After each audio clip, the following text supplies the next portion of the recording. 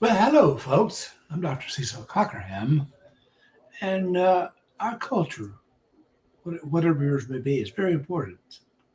And it's important when we read the scriptures in particular. So, let's get into this lesson and see what we can learn.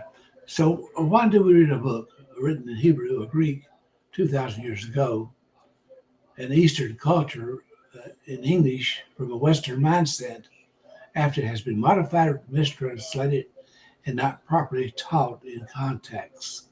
Well, that's a big statement right at the beginning. You're probably one of those still trying to perhaps keep the Ten Commandments because, well, that's what you were taught, even though they were only written actually to the Jews. Yeah, they were not written to you and to me. So, believing means to be what? Fully persuaded. Let me say that again. Believing means to be fully persuaded. Yes, Scripture says in 1 Corinthians 2:10 through 16 that the mind cannot understand the spirit. So how and what are you believing? Let me state that again. What and how are you believing? It cannot be in your mind because it says in Romans 12:2 to renew your mind to truth. Renew your mind to truth.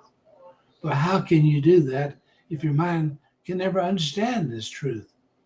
This is where you need to understand the proper context of Scripture, and you don't get that in your typical Sunday school or from your maybe evangelical talking points about sin, hell, and torment.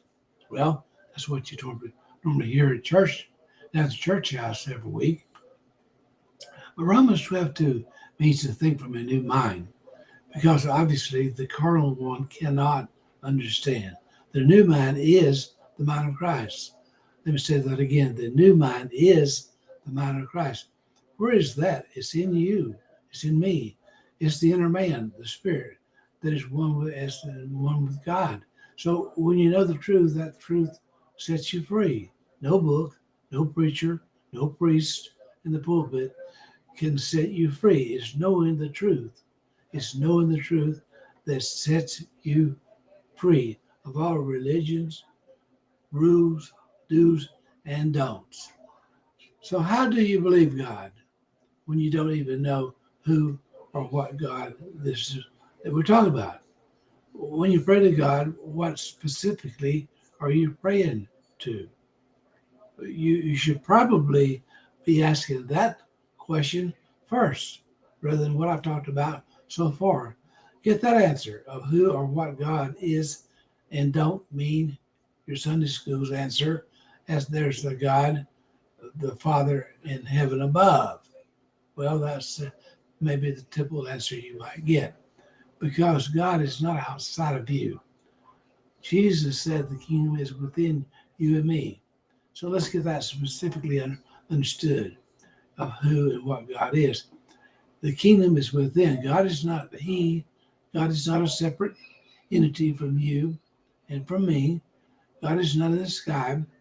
Would you like help with defining this God so that you know who or what you're praying to? That's the question I'm leaving with you. To answer these questions, have a free Christocentric mentoring program. It's absolutely free. Where we get in contact with each other and we share insights of what we're talking about here. TeachTruth.net, Dr. Cecil at TeachTruth.net. Send me an email shout out. Let's set up a Zoom or WhatsApp meeting with you or a small group of people that you know, and let's dive into this and see what we can learn together. And as I always end everything I say and do, I just say, well, just be blessed, folks. Why? Because you already are. Bye bye now.